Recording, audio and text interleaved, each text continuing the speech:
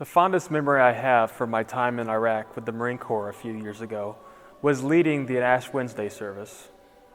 The congregation was from several different nations, from many different faith traditions, and many didn't even speak English at all.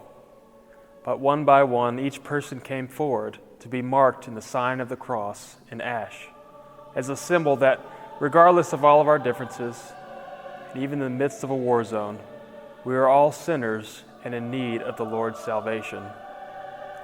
Ash Wednesday marks the start of the season of Lent. For centuries, Christians have marked Lent as a time of penitence, fasting, prayer, and preparation for remembering Christ's resurrection on Easter Day.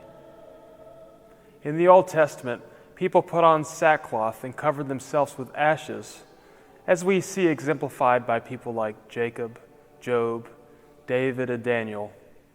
It was a sign of penitence and lament and repentance for their sins, not just their own sins, but also the sins of their people.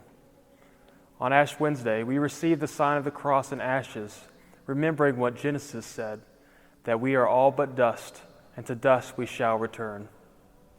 In it, we are reminding ourselves, as the prayer book says, that like Adam and Eve, we have disobeyed and rebelled against God and under the same judgment.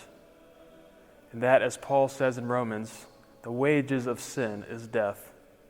But like the marking of the cross in oil at our baptism, the cross of ash reminds us of our salvation in Jesus Christ and the hope in His resurrection on that first Easter day, which we are preparing our hearts for and anxiously await celebrating these 40 days of Lent.